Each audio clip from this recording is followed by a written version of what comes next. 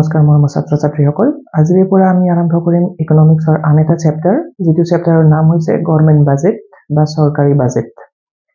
এই চেপ্টাৰটো কেইবাটাও সৰু সৰু টুকুৰাত মই বিভক্ত কৰি গোটেই সিলেবাসটো কভাৰ কৰি যাম গতিকে তোমালোকে এটাৰ পিছত এটাকৈ ধাৰাবাহিকভাৱে চাই ললে ইয়াৰ ধাৰণাটো স্পষ্ট হৈ যাব খুব ইন্টাৰেষ্টিং আৰু সহজ পৰীক্ষাৰ কাৰণে ইয়াৰ পৰা যথেষ্টখিনি কোৱেশ্চন সোধা দেখা পোৱা যায়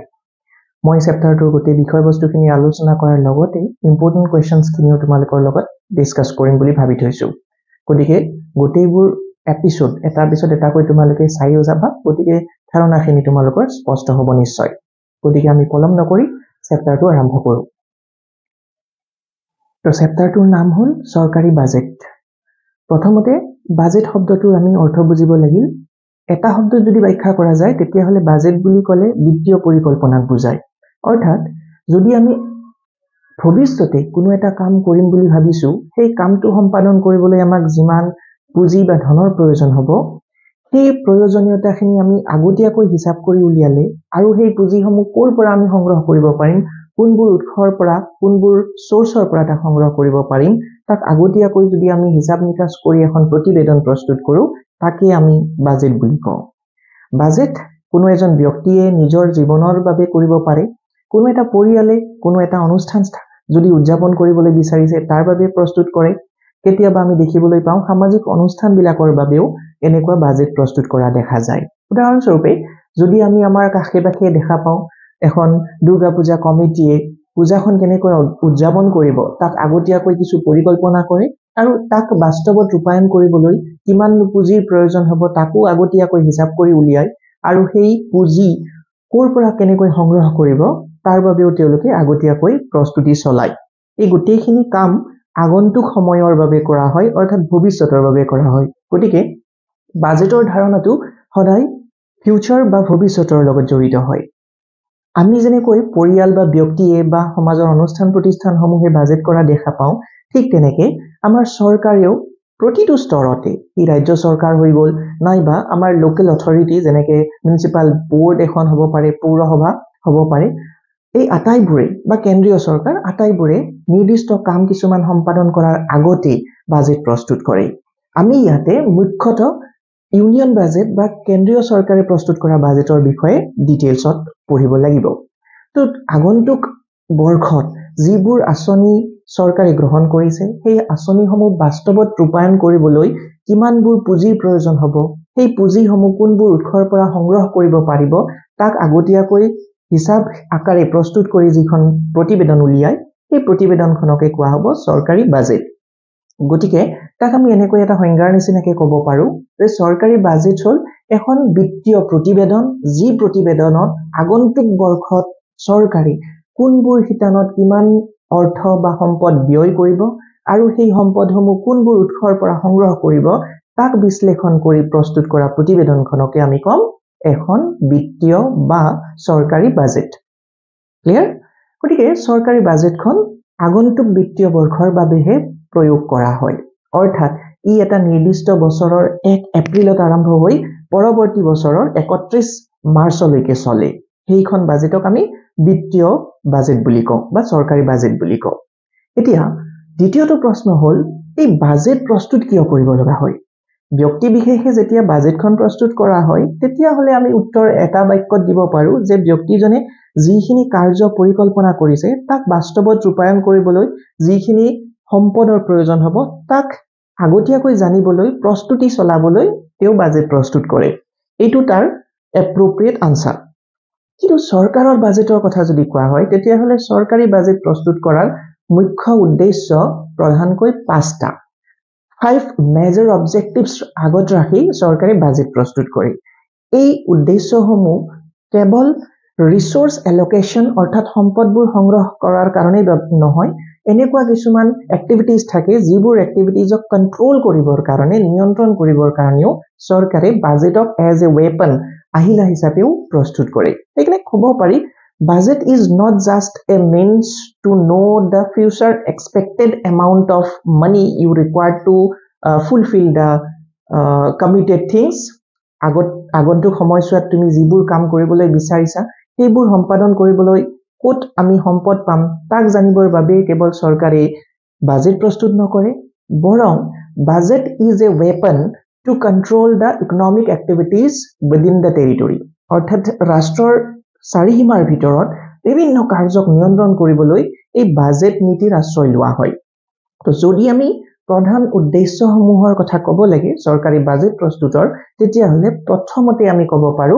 ৰিএলোকেশ্যন অফ ৰিসোৰ্সেস অৰ্থাৎ সম্পদসমূহৰ উচিত আবণ্টন কৰিবলৈ বাজেট নীতি প্ৰস্তুত কৰা হয় ইয়াৰ অৰ্থ কেনেকৈ আমি ব্যাখ্যা কৰিব পাৰো চাবা আমি দেখিবলৈ পাওঁ অৰ্থব্যৱস্থাত একে সময়তে কিছু চৰকাৰী বা ৰাজহুৱা প্ৰতিষ্ঠানেও কাম কৰি থাকে আৰু কিছুমান ব্যক্তিগত খণ্ডৰ প্ৰতিষ্ঠানেও কাম কৰি থাকে কিন্তু ব্যক্তিগত বা বেচৰকাৰী খণ্ডৰ প্ৰতিষ্ঠানসমূহৰ মুখ্য উদ্দেশ্য হৈছে লাভ অৰ্জন কৰা সমাজ কল্যাণ তেওঁলোকৰ সেকেন্ডাৰী অবজেক্টিভ হে অৰ্থাৎ গৌণ উদ্দেশ্য প্ৰাইমাৰী অবজেক্টিভস কেনেকৈ তেওঁলোকে সম্পদ বৃদ্ধি কৰিব পাৰে বা লাভ অৰ্জন কৰিব পাৰে সেইটো তেওঁলোকৰ প্ৰধান উদ্দেশ্য তো ইয়াৰ বাবে কি হয় আমি অৰ্থনীতিৰ কিছুমান এৰিয়া বা কিছুমান ক্ষেত্ৰত বেচৰকাৰী খণ্ডৰ প্ৰতিষ্ঠানে বিশেষভাৱে মনোনিৱেশ নকৰা দেখা পাওঁ ৰিজন কি কাৰণ তেওঁলোকে জানে এনেবোৰ ক্ষেত্ৰত তেওঁলোকে যদি মনোনিৱেশ কৰে they need to invest lots of money বহু টকা বিনিয়োগ কৰিব লাগিব and তাৰ ৰিটাৰ্ণ পোৱাৰ সম্ভাৱনা খুবেই কম বা ৰিটাৰ্ণ পালেও তেওঁলোকে ৰিলেটিভলি কমকৈহে তেওঁলোকে তাৰ প্ৰত্যাৰ্পণ পাব বা লাভ হ'ব কিন্তু তাৰ কম্পেৰিজনত কিছুমান এনেকুৱা এৰিয়াজ আছে যিবোৰ এৰিয়াত তেওঁলোকে কম পৰিমাণৰ বিনিয়োগ বা ইনভেষ্টমেন্ট কৰিয়ে হিউজ ৰিটাৰ্ণ এটা পাব পাৰে ডাঙৰ প্ৰত্যাৰ্পণ এটা পাব পাৰে সো ভেৰি অবভিয়াস থিং যে তেওঁলোকে যৰ পৰা কমকৈ লাভ পাব তেনেকুৱা ক্ষেত্ৰত ইনভেষ্ট কৰিবলৈ নগৈ মনোনিৱেশ কৰিবলৈ নগৈ যিবোৰ ক্ষেত্ৰৰ পৰা অধিক পৰিমাণে লাভ পোৱাৰ সম্ভাৱনা আছে তেনেবোৰ ক্ষেত্ৰতে তেওঁলোকক মনোনিৱেশ কৰা দেখা যায় যাৰ ফলত ইকোনমিক ইকুৱেল ডেভেলপমেন্ট একে সমান পৰিমাণৰ উন্নয়ন বা বিকাশ সম্ভৱ নহয় ফৰ দ্যাট পাৰপাস গভৰ্ণমেণ্টে এতিয়া এই এৰিয়াজবোৰত যিবোৰত প্ৰাইভেট সেক্টৰে ইন্টাৰফেয়াৰ কৰা নাই তেনেবোৰ ক্ষেত্ৰত নিজে ইন্টাৰভেন কৰিব লগা হয় চৰকাৰে মানে এনেকুৱা পৰিস্থিতিত বা এনেকুৱা এৰিয়াবোৰত চৰকাৰে বাজেট নীতি প্ৰস্তুত কৰি কেতিয়াবা নিজে আৰু কেতিয়াবা এই বেচৰকাৰী প্ৰতিষ্ঠানসমূহকে মোটিভেট কৰি অনুপ্ৰাণিত কৰি বা প্ৰেছাৰ দি ইনডাইৰেক্টলি ডাইৰেক্টলি নহয় ইনডাইৰেক্টলি প্ৰেছাৰাইজ কৰি এই ক্ষেত্ৰসমূহতো মনোনিৱেশ কৰিবলৈ বাধ্য কৰাই তোলে ফৰ এন এক্সাম্পল যদি আমি ক'ব যাওঁ তেতিয়াহ'লে সিন্স ইন দ্য ইয়াৰ 1994 চনত আমাৰ ভাৰতত যোগাযোগ ব্যৱস্থাৰ বাবে মাত্ৰ এটাই প্ৰতিষ্ঠান আছিল টেলিকমিউনিকেশনৰ যিটোক আমি BSNL বুলি জানো আজিও আছে জিআই সেই প্ৰতিষ্ঠানটো কিন্তু BSNL এই সময়ত অৰ্থাৎ 1994 পৰ্যন্ত এটাই প্ৰতিষ্ঠান আছিল কিন্তু তেতিয়া দেখিলে যে BSNL গোটেই ভাৰতক যোগাযোগ স্থাপন কৰি দিয়াত সহায় কৰিব নোৱাৰে অকলে কৰিব নোৱাৰে ইফালে কোনো বেচৰকাৰী প্ৰতিষ্ঠানে তেতিয়ালৈ যোগাযোগৰ এই ব্যৱসায় বা এই কাৰ্যত মনোনিৱেশ কৰা নাই কাৰণ তাত হিউজ ক্যাপিটেলৰ দৰকাৰ তেতিয়া চৰকাৰে কি কৰিলে এখন নোটিফিকেশন উলিয়াই দিলে এখন নোটিস জাননী জাৰি কৰিলে যে if any private sector organization want to do business in telecommunication যদি কোনো বেচৰকাৰী প্ৰতিষ্ঠানে যোগাযোগ বা টেলিকমিউনিকেশনৰ ব্যৱসায়ত মনোনিৱেশ কৰে বা ইন্টাৰফেয়াৰ কৰে তেতিয়াহ'লে for a certain number of years নিৰ্দিষ্ট কিছু সময়ৰ কাৰণে বা বছৰৰ কাৰণে the income earned by those organization will be exempt from tax অৰ্থাৎ এই প্ৰতিষ্ঠানসমূহে আৰু কৰ দিব নালাগিব on the other hand এই প্ৰতিষ্ঠানসমূহক for the establishment কিছু পৰিমাণে লোন বা এডভান্সিংও কৰা হ'ব চৰকাৰে দিব with subsidy অৰ্থাৎ সাহায্য হিচাপে আগবঢ়াব সো এই কথাখিনি শুনা মাত্ৰকে বেচৰকাৰী খণ্ডৰ কিছুমান প্ৰতিষ্ঠানে আগতে যদি কিবা বেলেগ ব্যৱসায় কৰি আছিল সেইবোৰ ত্যাগ কৰি তেওঁলোকে আহি গ'ল টেলিকমিউনিকেশনৰ ব্যৱসায়ত ইন্টাৰফেয়াৰ কৰিবলৈ আৰু এনেকৈ বেচৰকাৰী খণ্ডৰ প্ৰতিষ্ঠানসমূহৰ ইন্টাৰফেৰেন্সতে আজি বৰ্তমান সময়ত আমি জি মোবাইল ফোন বা জি টেলিকমিউনিকেশনৰ সুবিধা উপভোগ কৰিব পাইছো সেইখিনি সেই সিদ্ধান্তটোৰ বাবেহে সম্ভৱ হৈছে বুলি আমি জানো নহলে একমাত্ৰ প্ৰতিষ্ঠান চৰকাৰী প্ৰতিষ্ঠানে আজিৰ যিখিনি আধুনিক সেৱা আমি বেচৰকাৰী খণ্ডই দিয়া দেখা পাইছো এটা মাত্ৰ চৰকাৰী প্ৰতিষ্ঠানে তেনেকুৱা সেৱা নিশ্চয় দিব নোৱাৰিলেহেঁতেন গতিকে বাজেট নীতিৰ জৰিয়তে চৰকাৰে এনে ধৰণে সম্পদৰ ৰিএলোকেশন বা পুনৰাবণ্টন কৰা দেখা যায় দ্বিতীয়তে আমি আৰু এটা অবজেক্টিভ দেখা পাওঁ চৰকাৰী বাজেট প্ৰস্তুত কৰাৰ সেইটো হৈছে ৰিএলোকেশন অফ এক্টিভিটিজ অৰ্থাৎ কাৰ্যৰ আকৌ বিতৰণ বা পুনৰ বিতৰণো কৰে কিনো ইয়াৰ অৰ্থ তাকো বুজি লওঁ আমি দেখিছো যে ডেভেলপিং কান্ট্ৰি হওক আন্ডাৰ ডেভেলপড কান্ট্ৰিজ হওক বা ডেভেলপড কান্ট্ৰি হওক বিকশিত এখন দেশ হওক বিকাশশীল এখন দেশ হওক বা অনুন্নত এখন দেশ হওক প্ৰত্যেকতে ইকনমিক ইনইকুৱালিটি অৰ্থাৎ অৰ্থনৈতিক বৈষম্যতা দেখা পোৱা যায় ধনী দুখীয়াৰ মাজৰ যি ব্যৱধান এই ব্যৱধানটো প্ৰত্যেক অৰ্থনীতিৰে দেখা যায় বিৰাজমান কিন্তু এই যে বৈষম্যতা চৰকাৰে এই বৈষম্যতাটো ৰিডিউস কৰিবলৈ ডিমিনিশ কৰিবলৈ কমাই আনিবলৈ বাজেট নীতি প্ৰস্তুত কৰে কেনেকৈ কৰ নীতিৰ জৰিয়তে কাৰণ যি প্ৰত্যক্ষ কৰৰ কথাটো আমি জানো প্ৰত্যক্ষ কৰ হৈছে এবিলিটি টু পে অৰ্থাৎ যাৰ উপাৰ্জন বেছি তেওঁ অধিক কৰ দিব লাগিব যিজনৰ উপাৰ্জন কম তেওঁ কমকৈ কৰ দিব বা উপাৰ্জন যদি তেওঁৰ সীমাৰ তলতে থাকে এটা নিৰ্দিষ্ট সীমাৰ তলতে থাকে তেতিয়া হলে তেওঁ কৰমুক্ত অৰ্থাৎ কৰ দিবই নালাগে গতিকে এনে ধৰণৰ কিছু কাৰ্যৰ জৰিয়তে চৰকাৰে এই অৰ্থনৈতিক বৈষম্যতা হ্ৰাস কৰে কেতিয়াবা আকৌ দেখিবলৈ পোৱা যায় আমি কিছুমান সাহায্য যিবোৰ আমি এতিয়াৰ সময়ত হয়তো দেখা পাই আছো তোমালোকৰ চৌপাশেও কৰবাত নহয় কৰবাত দেখা পাবা গৃহহীন ব্যক্তিসকলক চৰকাৰে নিজৰ সাহায্যৰে কিছু ঘৰ বান্ধিবৰ কাৰণে অৰ্থনৈতিক সাহায্য প্ৰদান কৰি আছে ঘৰ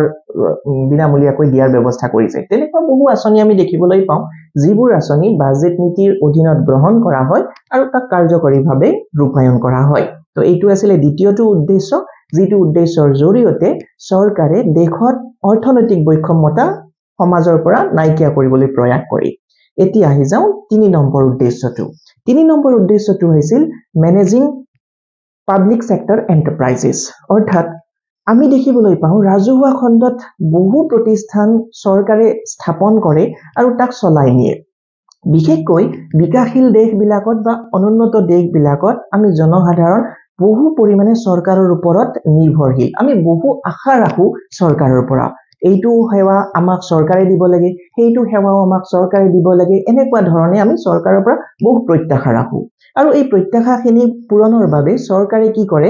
যিবোৰ অত্যাৱশ্যকীয় সেৱা জনজীৱনৰ কাৰণে তেনেকুৱা সেৱাৰ বাবে বিভিন্ন অনুষ্ঠান প্ৰতিষ্ঠান স্থাপন কৰে আৰু তাক পৰিচালনাও কৰে উদাহৰণস্বৰূপে আমি দেখিবলৈ পাওঁ শিক্ষা খণ্ডত বিভিন্ন চৰকাৰী শিক্ষা অনুষ্ঠানবিলাক স্থাপন কৰিছে বিভিন্ন স্বাস্থ্য খণ্ডৰ ডেভেলপমেন্টৰ কাৰণে বা বিকাশৰ কাৰণে হস্পিটেলছ মেডিকেল কলেজেছ বিলাক স্থাপন কৰিছে স্থাপন কৰাই নহয় এইবোৰক আকৌ পৰিচালনাও কৰিব লাগে অৰ্থাৎ চলাই নিব লাগে এই প্ৰতিষ্ঠানসমূহে মুখ্যতঃ ধন উপাৰ্জন কৰি চৰকাৰক নিদিয়ে কিন্তু জনসাধাৰণৰ জনজীৱনক ই নিয়ন্ত্ৰণ কৰি ৰাখিবৰ বাবে অত্যাৱশ্যকীয় সেৱাসমূহ যোগান ধৰিবলৈ প্ৰতিষ্ঠানসমূহ স্থাপন বা চলাই নিয়া হয় কিন্তু চলাই নিবৰ বাবেতো চৰকাৰক পুঁজিৰ প্ৰয়োজন হ'ব যেনেকৈ তাত কৰ্মচাৰী আছে কৰ্মচাৰীৰ দৰমহা তাত যদি ইলেক্ট্ৰিফিকেশন যেটো অবভিয়াস লাগিবই ইলেক্ট্ৰিফিকেশনৰ কাৰণে ইলেক্ট্ৰিচিটি বিল বা অন্যান্য তেনেকুৱা খৰচবোৰ বহন কৰিব লাগে চৰকাৰে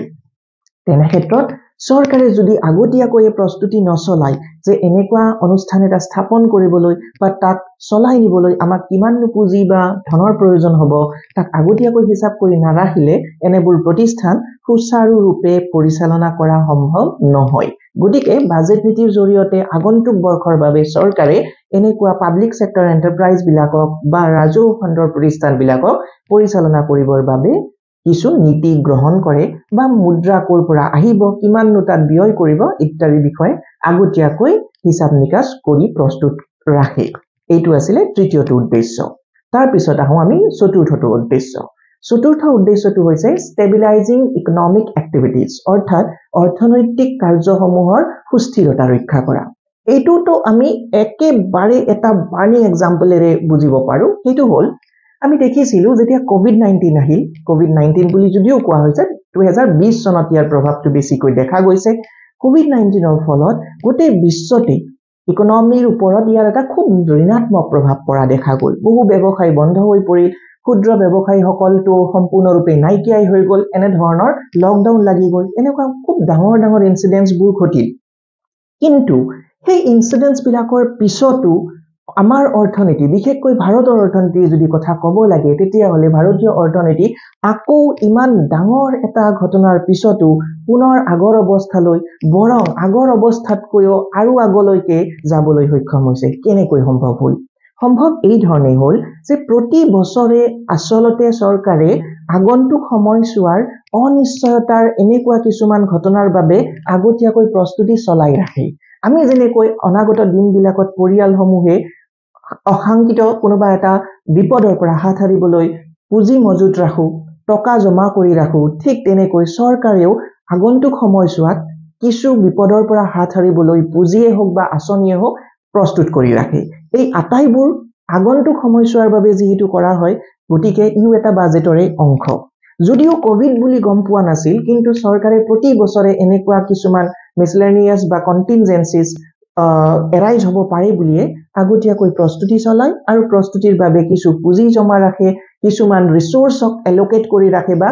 ৰেডি ৰাখে, যাতে যদি এনেকুৱা বিপদ বিঘিনি হয় যাতে আমি তাক ব্যৱহাৰ কৰিব পাৰোঁ। যদি ভগৱান নকৰক, কিন্তু যদি কোনোবা চুবুৰীয়া ৰাষ্ট্ৰৰ সৈতে এখন ৰাষ্ট্ৰৰ কাজিয়া হয়, ৱাৰ হয়, যুদ্ধ হয়, তেতিয়াহ'লে সেনেকুৱা যুদ্ধৰ পৰিস্থিতিৰ লগতো মোকাবিলা কৰিবলৈ আগতীয়াকৈ কিছু প্ৰস্তুতি চৰকাৰে চলাই ৰাখে। এই আটাইবোৰ বাজেটৰ জৰিয়তে সম্ভৱ হয়। এইটো আছিলে চতুৰ্থটো উদ্দেশ্য।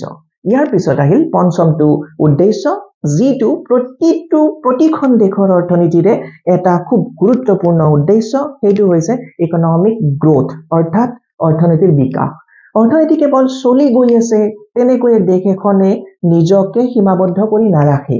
অৰ্থনীতি আজি যি ষ্টেজত আছে তাতকৈ আগুৱাই গৈ আৰু অলপ বিকাশিত হোৱাটো প্ৰতিটো অৰ্থনীতিয়ে বিচাৰে, প্ৰতিখন দেশৰ চৰকাৰে বিচাৰে যে আমাৰ অৰ্থনীতি আৰু অধিক ষ্ট্ৰং, মজবুত হওক, আমাৰ জনসাধাৰণে বৰ্তমানে পাই থকা সুবিধাতকৈ আৰু অধিক সুবিধাৰ এটা জীৱন যাপন কৰক। গতিকে তাৰ বাবেও যথেষ্ট পৰিমাণৰ পৰিকল্পনা, যথেষ্ট পৰিমাণৰ আঁচনি আৰু সেই আঁচনিৰ বাস্তৱ ৰূপায়ণত চৰকাৰে নিজকে জড়িত কৰি ৰাখে, মনোনিৱেশ কৰে। আৰু এই অৰ্থনৈতিক যি বিকাশ, এই বিকাশৰ বাবে প্ৰস্তুত কৰা আমি দেখিবলৈ পাওঁ ভাৰতৰ দৃষ্টিৰে পঞ্চবাৰ্ষিক পৰিকল্পনাসমূহ। অহা 5 বছৰত কোনবোৰ আঁচনি দেশখনৰ জনসাধাৰণৰ বাবে আটাইতকৈ প্ৰয়োজনীয় হ'ব আৰু সেই প্ৰয়োজনীয় আঁচনিসমূহক বাস্তৱত কি ধৰণে ৰূপায়ণ কৰা সম্ভৱ হ'ব, তাৰ বাবে কিমান পুঁজিৰ প্ৰয়োজন হ'ব, কিমান হাতত ইতিমধ্যে উপলব্ধ আছে আৰু কিমান সংগ্ৰহ কৰিব লাগিব ইত্যাদি বিষয়ে আগতীয়াকৈ প্ৰস্তুতি চলাই বাজেট প্ৰস্তুত কৰা হয়। গতিকে ওভাৰঅল দেখিবলৈ পোৱা যায় যে দেশখনৰ অৰ্থনৈতিক বিকাশ আৰু জনসাধাৰণৰ জীৱন ধাৰণৰ মানদণ্ড উন্নত কৰাৰ স্বাৰ্থত বাজেট প্ৰস্তুত কৰাটো চৰকাৰৰ বাবে অত্যাৱশ্যকীয়। এইখিনি আছিলে বাজেট প্ৰস্তুত কৰাৰ উদ্দেশ্য।